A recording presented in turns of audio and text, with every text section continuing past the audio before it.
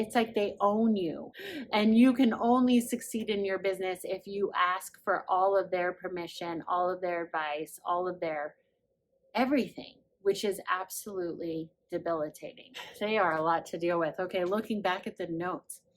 Are you impressed that I have notes? I hope you're taking notes. Okay, number 8. They make blanket statements.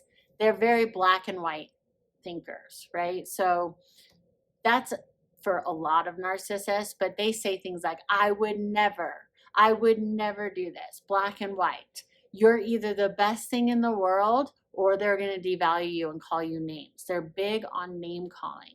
So they love to bash you in that way.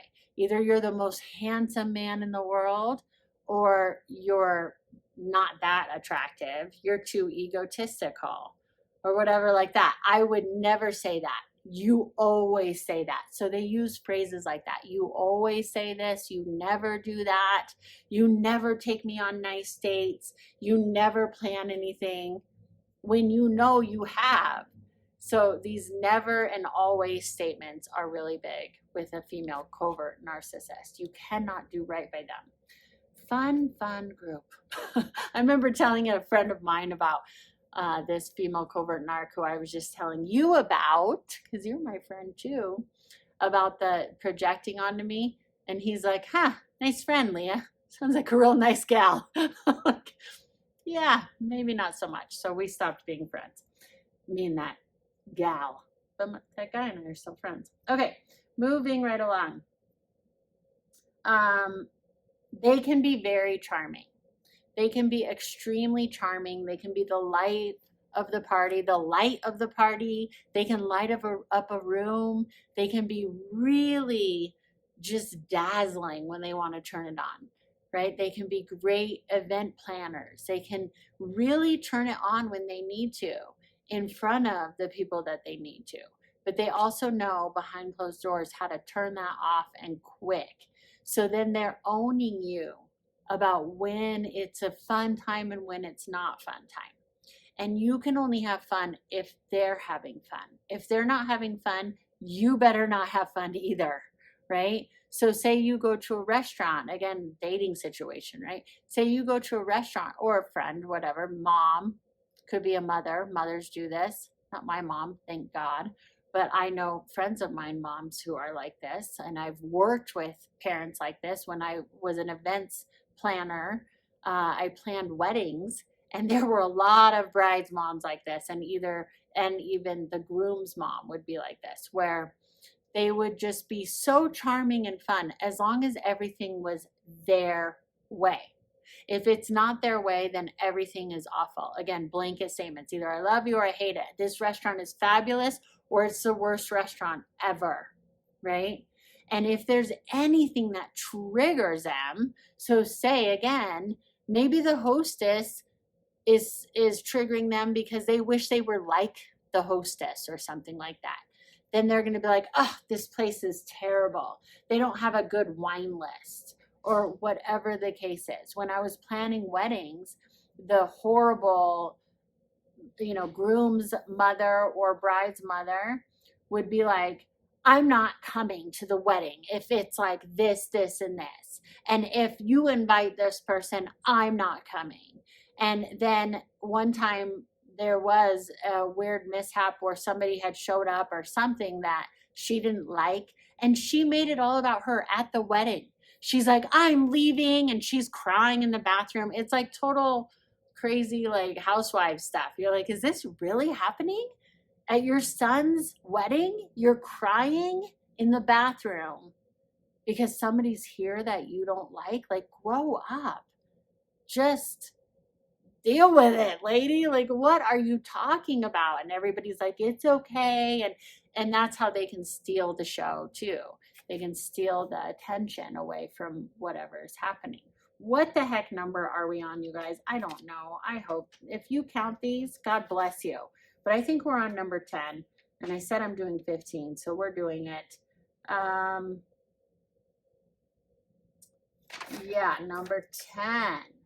Oh, they will So they'll pick out who they don't like, and then you can't be friends with those people, or you can't have the party if that person comes, or they like control that way. They're very controlling. I mean, that's with all narcissists. They love control. That is like their addiction. They love the control. They'll pretend to be easygoing though, these covert ones. They try to pretend to be easygoing. They'll befriend your friends so that they can use that against you later if they need to. So say you are a business owner and it's a friend of yours. They're going to be in competition with you, of course. So if you know people that they don't know, they're going to be black and white. They're going to be either your best friend if you can help them with somebody, a business associate that they could use for their business. They're going to be your best friend. If now something's gone wrong and they've released control, or you won't play their game, or any number of things like that, you break off their friendship, or they discard you, discard them, whatever. Now they're going to circle back around to those friends and try to befriend them. They already planted the seeds ahead of time, so that then when you're gone, now they're best friends with these people, right? And so that can make it like you're the problem. I'm friends with your friend of 20 years, or now I'm doing business with so-and-so, right? So they love doing that game. I'm trying to wrap this up as quickly as I can. 11, they lie, cheat, steal. Of course, they're always going to lie. They're always going to cheat, steal. They have no barriers to any of that stuff. Again, they're master manipulators. Again, another covert narc I met, this female, she point blank said to me one day, she said, "That's the difference between you and me, Leah." I said, "What?" She said, "Oh, I'll lie to save my butt anytime about anything if it makes me look better." She said, "You're too honest. You're just too nice." I was like, noted. Okay, got it. 12 or 13. I don't know, but I've thrown in more than what I promised anyway. So you get the idea. Okay, they're going to gaslight you.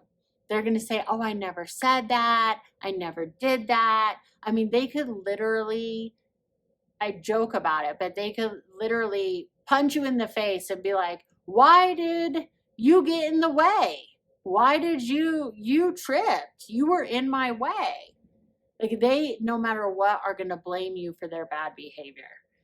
They could be the person that gets too drunk, or they go to AA and now they still have the behavior of the drunk, and it's all going to be your fault. "Well, I was that way because of you. I was that way because of you."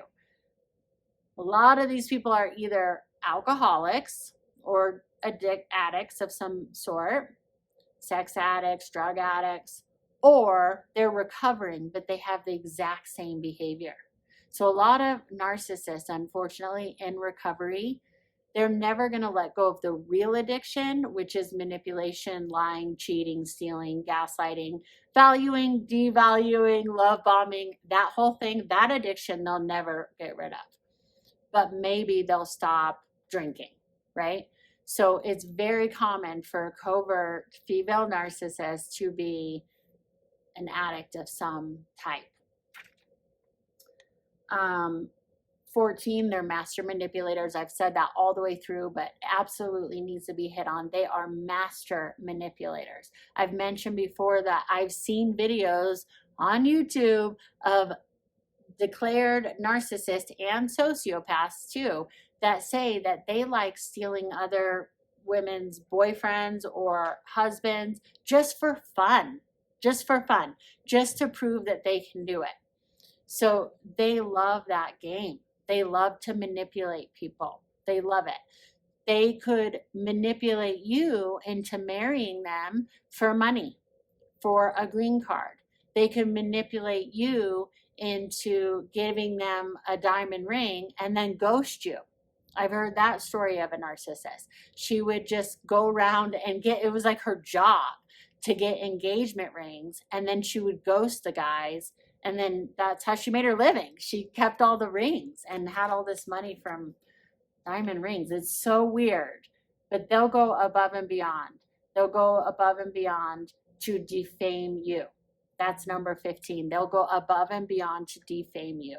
So they know what they're up to. They know who they are.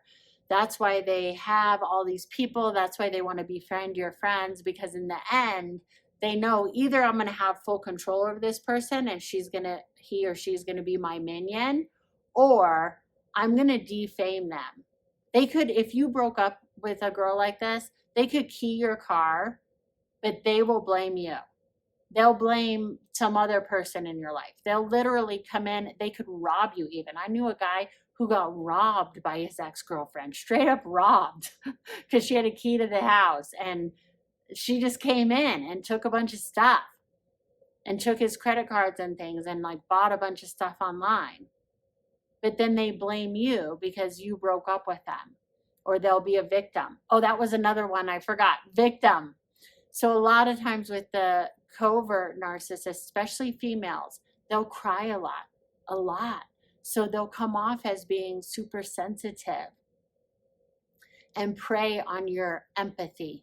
So you're like, oh my gosh, I feel so bad. You're such a good girl. You'll hear a lot of covert narcissist friends or the people that they're dating defend them. And they'll be like, no, they're such a good girl. They're such a good person. They've been through a lot. So they love playing the victim card. Okay, I covered more than 15 there, but that was definitely 15 and then some. You're welcome. I hope these helped. I hope if you have all of 15, 16, 17 of these things, 9 times out of 10, this is definitely a covert narcissist that you're talking about. These could be applied to men too, but these are definitely sneaky ones with women. Oh, here's one more bonus one. They use their sexuality. I mentioned that before with, stuff, but they really do. They use their sexuality a lot to manipulate, or like damsel in distress, that sort of thing. Okay, I hope this helps. You can watch the other video somewhere on female narcissists and let me know which ones resonate with you and what your experience is, because it helps not just you to get it out, but also it helps other people to read and go, oh my gosh, this is their playbook. This is what happens, because knowledge is power. Be safe, be strong. I'm gonna go get some more water. I'll see ya. Bye.